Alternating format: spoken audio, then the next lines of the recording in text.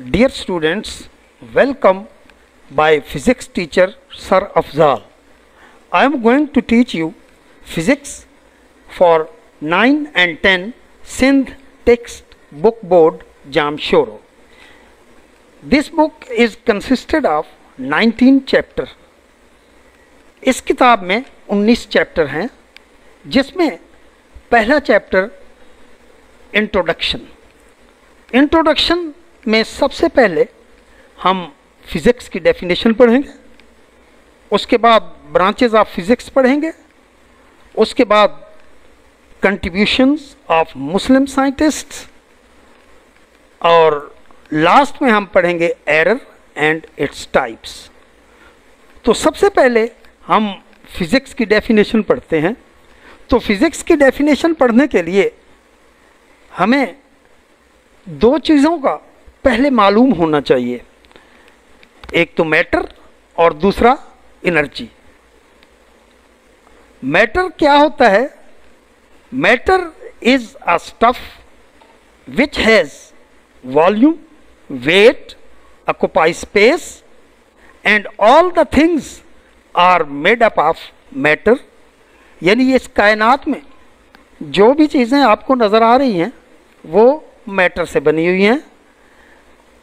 और for example air भी एक मैटर है, और इसी तरह पानी भी एक मैटर है। कोई भी चीज़ लकड़ी की हो, रबड़ की हो, फाइबर की हो, all the things are made up of matter. दूसरा पॉइंट है एनर्जी। एनर्जी क्या होती है?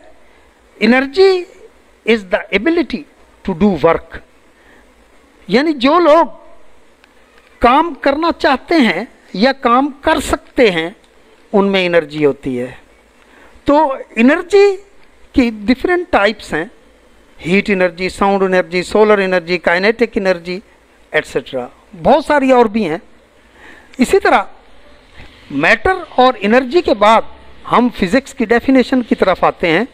तो फिज़िक्स की डेफिनेशन जो है उसको सिंपली आप यूँ लिखेंगे, it is defined as the branch of science which deals with the study of matter, energy and interaction between them. यहाँ पर मैटर, एनर्जी, इसका तो आपको बता दिया गया कि मैटर क्या होता है, एनर्जी क्या होती है।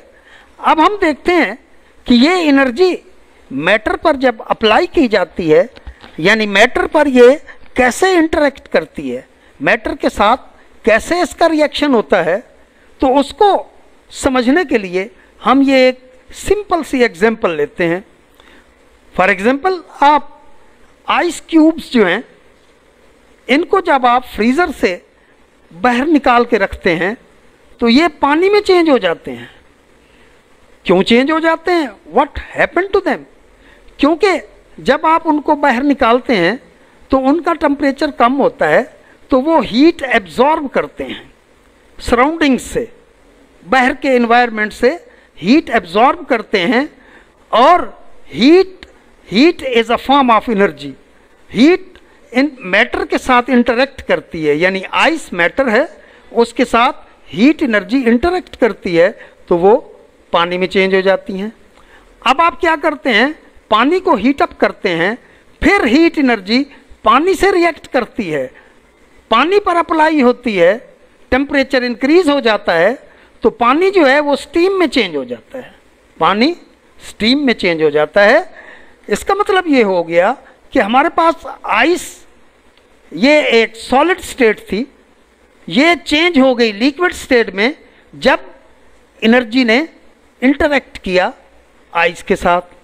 फिर हमारे पास ये लिक्विड स्टेट थी, तो लिक्विड स्टेट जो है ये चेंज हो गई स्टीम में, यानी गैस में, तो फिर भी एनर्जी ने इंटरेक्ट किया।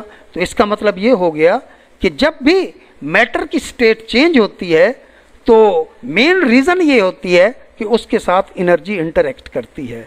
तो डेफिनेशन को दोबारा रिवाइज कर देता हूँ।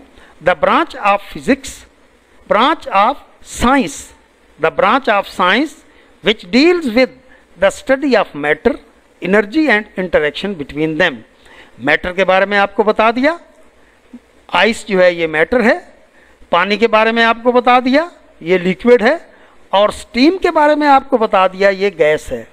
तो क्या हुआ कि जब इसमें हीट एब्जॉर्ब की गई, हीट ने इंटरेक्ट किया, तो ये आपकी मैटर की स्टेट चेंज हो गई। तो in next class we will study about the branches of physics. Thank you.